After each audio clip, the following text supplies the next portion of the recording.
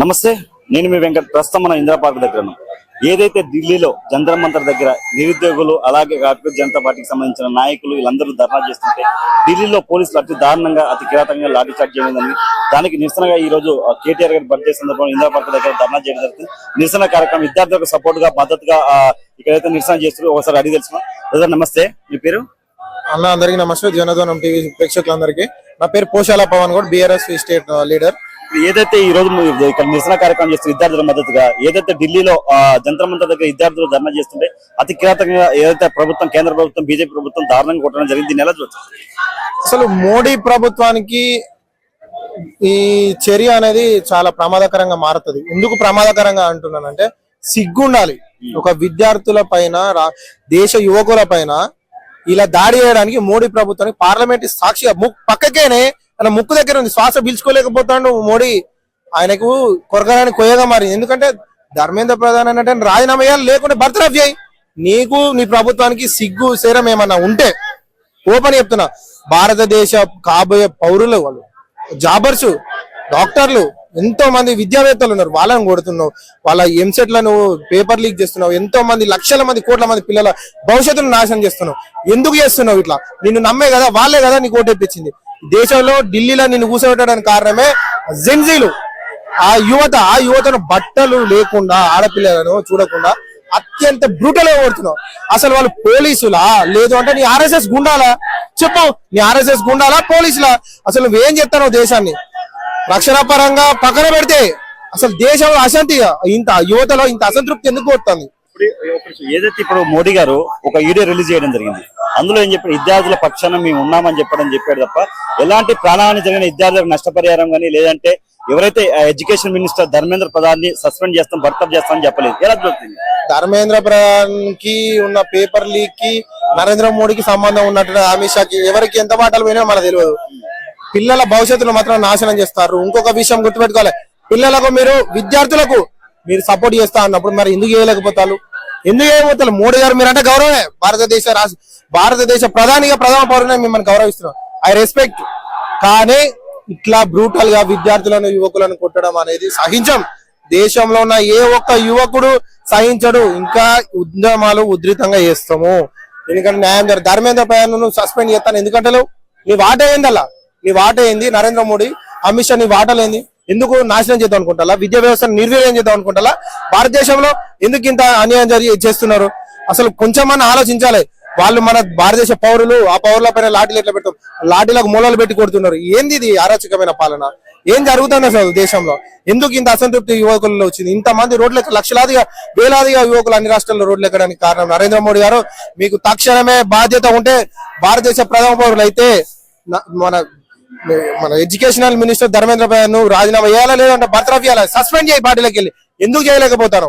నీ వాటా ఉంది కాబట్టి, నీకు నీ ప్రభుత్వం కూలిపోతుంది కాబట్టి, నీ సీటును కాపాడుకోవడానికి అమిత్ షా, నరేంద్ర మోడీ అసలు మీ యొక్క పార్టీని ఎవరిని, మీ హామీలు ఎవరిని చూసి ఇవ్వాలి?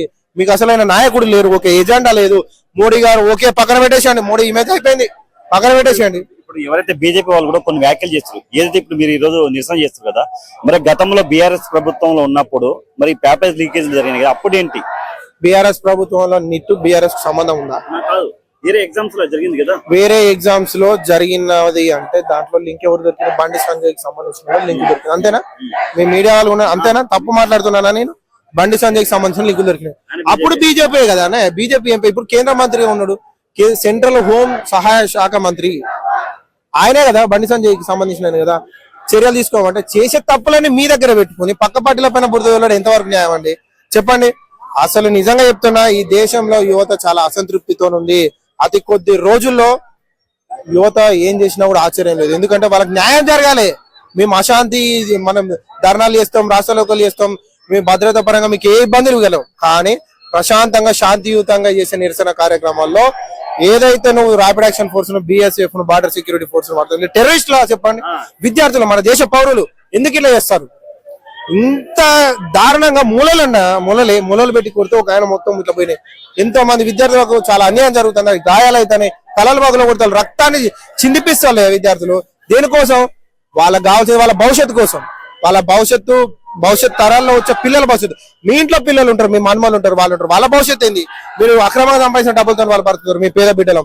మాలాంటి మా తమ్ముళ్ళు, మా అన్నలు, మా అక్కలు, మా చెల్లెలు, మేము ఎంతో మంది ఉన్నాం. మా భవిష్యత్తు కోసం మేము కొట్లాడతాను. ఇప్పుడు ఇక్కడ మన తెలంగాణ రాష్ట్రంలో కూడా నిరుద్యోగులు చాలా మంది ధర్నాలు చేస్తారు, జాబ్ నోటిఫికేషన్ లేక చాలా మంది ఇబ్బందులు పడుతున్నారు నిరుద్యోగులు. మరి ఇక్కడ ప్రభుత్వం ఎలాంటి రేవంత్ రెడ్డి గారు ఇప్పటి వరకు ఎలాంటి స్పందన లేదు, ఎలా చూస్తున్నారు? రేవంత్ రెడ్డి గురించి మాట్లాడుకో time waste. Revanth Reddy time waste. Telangana రాష్ట్రం తెలంగాణ రాష్ట్ర ప్రధాన పౌరునిగా సీఎం కుర్చీకి విలువిస్తానా మేము కానీ రేవంత్ రెడ్డికి ఇవ్వం. జూటా మాటలు, జూటా బ్రోకర్, అచ్చు బ్రోకర్ మాటలు. ఎందుకు నువ్వు సంవత్సరం 2 లక్షల ఉద్యోగాలు అయ్యా, 6 గ్యారంటీలు అయ్యా, 420 హామీలు అయ్యి ఏం మాట్లాడిండు, ఏం చేసిండు, ఏం జరుగుతుంది రాష్ట్రంలో? ఇక నిరుద్యోగులకు మేము సపోర్ట్ చేస్తాం. ఎందుకు సపోర్ట్ చేస్తాం అంటే మా ప్రభుత్వంలో మేము 1,70,000 ఉద్యోగాలు ఇస్తాం. మంది పుట్టిన పిల్లలు మా పిల్లలు అనుకున్నట్టుగా ఈ రోజు కాంగ్రెస్ ప్రభుత్వం 7,000 ఉద్యోగాలు కూడా ఇవ్వలేదు, కానీ మేమే ఇచ్చిన 70,000. ఏడిచ్చిన చూపెట్ట శ్వేతపత్రం విడుదల చేస్తలేదు, నిరుద్యోగ జాబ్ క్యాలెండర్ విడుదల చేస్తలేదు. ఎందుకు? అక్కడ నరేంద్ర మోడీ బడాబాయ్, ఇక్కడ రేవంత్ రెడ్డి చోటాబాయ్, ఇద్దరు అన్నదమ్ములు కలిసి రాష్ట్రాన్ని ఇక్కడ రేవంత్ రెడ్డి దోచుకుంటాడు. అక్కడ నియోగం ఒకటి చెప్పాను, చిన్న ఎగ్జాంపుల్ చెప్తా. కాంగ్రెస్ పార్టీకి ఒక 2 మూటలు పోతే బీజేపీకి 4 మూటలు పోతాయి తెలంగాణ రాష్ట్రం నుంచి. బడాబాయ్ చోటాబాయ్ మీటింగ్ లో మా బడాబాయ్ అన్నాడు కదా, బడాబాయ్ చోటాబాయ్ అన్నదమ్ములు కలిసి రాష్ట్రాన్ని ఈయన దోసుకుంటూ దేశాన్ని ఆయన దోసుకుంటాడు. ఇక్కడ యువతను మొత్తం అన్యాయం చేస్తారు, ఇక్కడ యువతను నిర్వీర్యం చేసి విద్యా వ్యవస్థ నిర్వీర్యం చేస్తారు. రేవంత్ రెడ్డి కంగన కట్టుకున్నాడు, అక్కడ నరేంద్ర మోడీ కట్టుకున్నాడు. ఏం చెప్తాం? ఇప్పుడు మీ ప్రభుత్వ అధికారంలో ఉన్నప్పుడు ఇక్కడ కేసీఆర్ గారు ఇక్కడ తీసుకెళ్లి బీఆర్ లో పెట్టాడు, రైతులకి డబ్బులు ఏదైతే రైతులకు అక్కడ ఆదుకుంటూ. ఇక్కడ ఈయన రేవంత్ రెడ్డి వచ్చాక సేమ్ తీసుకెళ్లి మూటలు ఒప్పచెప్తాం. అంటే తెలంగాణ రాష్ట్ర వనరుల్ని సంపదని తీసుకెళ్లి దోసుకొని ఢిల్లీలో పెట్టేస్తారు. మీరు అన్న క్వశ్చన్ తప్పు పడుతున్నాను. ఎందుకు తప్పు పడుతున్నా అంటే డబ్బులు ఇచ్చింది వాస్తవం. ఎవరికి ఇచ్చారు? అక్కడ ఉన్న రైతులకు. ఒక్క నిమిషం చెప్తా, ఎక్స్ప్లెనేషన్ చెప్తా. మీరు అక్కడ ఉన్న రైతులు ఇబ్బంది పడుతున్నారని ఇచ్చింది. ఇక్కడ ఈయన మూటలు ఇస్తండే బ్యాక్ డోర్ ఇది. అది మేము స్వచ్ఛందంగా తెలంగాణ రాష్ట్ర ఫండ్ నుంచి మేము ప్రకటించినాం, అంతేనా? ఇక్కడ మేము వెనక నుంచి మూటలు మోసుకపోలేదు కదా, ఇక్కడ వెనక నుంచి మూటలు మోసుకుపోయి మేము ఢిల్లీలో తాకట్టు పెట్టలేదు తెలంగాణ పౌరుషాన్ని. మేము నిజాయితీగా నిక్కసుగా రాష్ట్ర ప్రజలందరికీ చెప్పి చేసినాం. ఇక్కడ వాళ్ళ లెక్క అన్యాయంగా అవినీతి సొమ్ముగా వెనక నుంచి తీసుకోపోతలేదు.